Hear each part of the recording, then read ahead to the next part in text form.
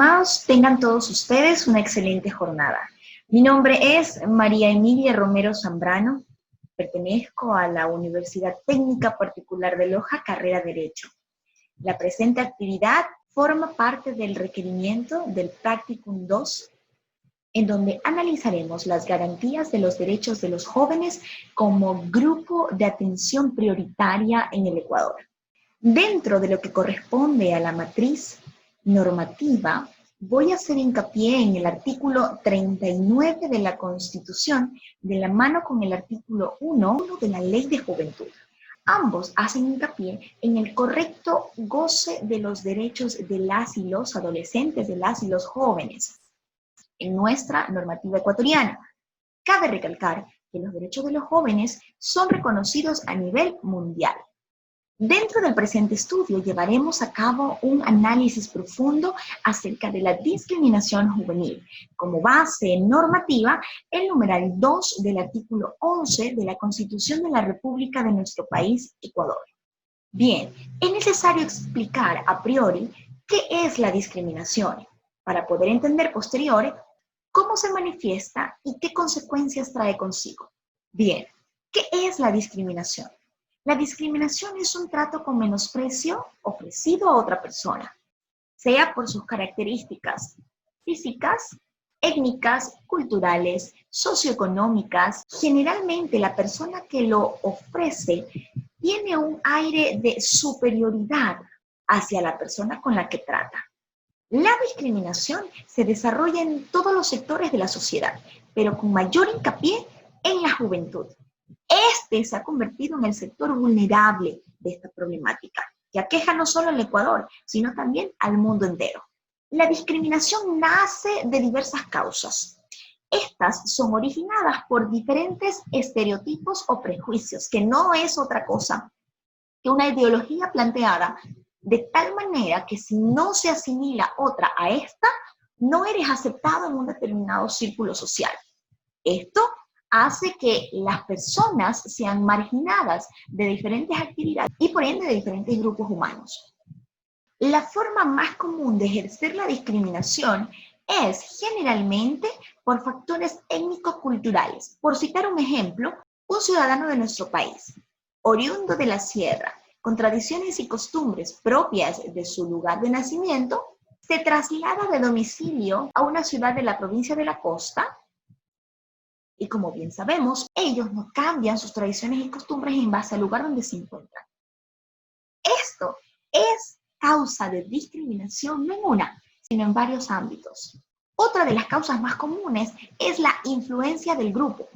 Generalmente en grupos de concurrencia masiva se establece un líder. Este líder es el encargado de citar las características que los integrantes de ese grupo deben poseer. De no tenerlas, simplemente no pueden formar parte de él. Estas personas que ejercen discriminación sobre otras saben sobre quién ejercerlas. Generalmente sobre personas con actitud sumisa, con poco o casi nada de criterio propio. Son presa fácil de discriminación porque sobre ellos es fácil ejercer un completo dominio. Ahora, las personas que son víctimas de discriminación no tienen una, ni dos, ni tres, sino un sinfín de consecuencias negativas y a veces con resultados letales sobre la vida de ellos.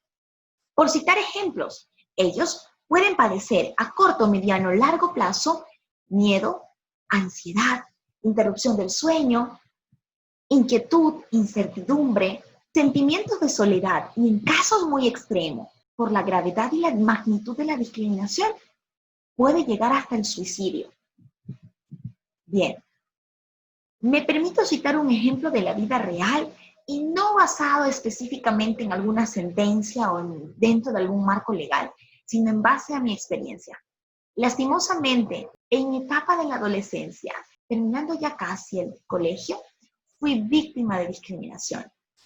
No fue por problemas técnicos, no fue por problemas culturales, no fue por problemas socioeconómicos, pues simplemente por el hecho de ser una excelente y destacada estudiante. Esto causó el furor de muchos, específicamente de quienes estaban acostumbrados a no tener competencia. La discriminación fue extrema. a tal punto que en una reunión grupal, en una salida que se hizo en grupo, cuando yo llegué a dicha reunión, todos apagaron las luces e hicieron como que si no había nadie. Empezaron a murmurar que llegaba tal o cual, con las etiquetas propias de la ocasión, y pueden ustedes imaginar la magnitud del sentimiento amargo que pudo ocasionar dentro de mí.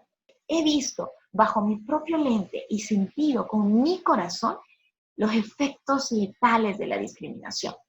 Me costó meses, por no decir años, entre 3 o 4 años, superar las consecuencias que este episodio marcó en mi vida. Tomamos medidas, o bueno, inicialmente se tomaron medidas legales dentro de la institución educativa, sin embargo, posterior a intervenciones de las autoridades, se pudo frenar este hecho. Eso no quitó que todo el último año y casi los 2 últimos años hubiesen sido los más estresantes de mi etapa estudiantil. Bajo esta ejemplificación cimentada en mi experiencia, puedo ratificar firmemente que la discriminación entre jóvenes a veces no se busca, a veces no la provocas, simplemente eres presa fácil de aquello. No tenía actitud sumisa, no carecía de criterio propio, ni mucho menos. Simplemente me tocó ser víctima de esto. Ahora bien, la discriminación tiene diversos tipos y manifestaciones en las cuales se presenta. A continuación, un breve detalle. Por motivos de enfermedad, por motivos de discapacidad, por motivos de etnia, cultura, etcétera, lugar de nacimiento, entre otros. A pesar de que existen un sinnúmero de leyes que intentan frenar y de alguna manera erradicar la discriminación entre los jóvenes, se ha vuelto una tarea casi imposible, y hay que decir lo que es. Sin embargo, es necesario resaltar también que todo este conjunto de normas ha permitido de alguna manera llegar a concientizar a la sociedad. Estudios científicos internacionales demostraron que la discriminación está asociada con la salud y perjudica gravemente a la salud, especialmente cuando la discriminación fue padecida en la etapa de la adolescencia. ¿Por qué? Lo explico a continuación. Nuestro cuerpo, a lo largo del día, dosifica su energía de tal manera de que todas las actividades que debemos realizar puedan ser ejecutadas efectivamente. Cuando nuestro cuerpo presenta síntomas de estrés, inmediatamente el cerebro envía señales de alerta. Se libera la hormona del estrés, llamada cortisol. Cuando algún adolescente padece de este lamentable fenómeno que nos aqueja, como es la discriminación juvenil, esta hormona es liberada en mayor cantidad. Y este cortisol, que todos lo tenemos en nuestro organismo, se libera de manera excesiva. Se demostró en dicho estudio que llegada a la adultez, cuando padeciste discriminación en la etapa de la adolescencia, esta hormona y esta liberación excesiva de cortisol fue acumulada. Y en la etapa de adultez o en la que te encuentres en un futuro posterior, es difícil de revertir. De esta manera se pudo constatar que la discriminación padecida en la adolescencia es causa directa de enfermedades en una etapa posterior. Luego de una búsqueda exhaustiva acerca de cantidades en porcentajes exactos de la realidad de los jóvenes que han padecido algún tipo de discriminación en el Ecuador, se pudo constatar que las cifras son inexactas.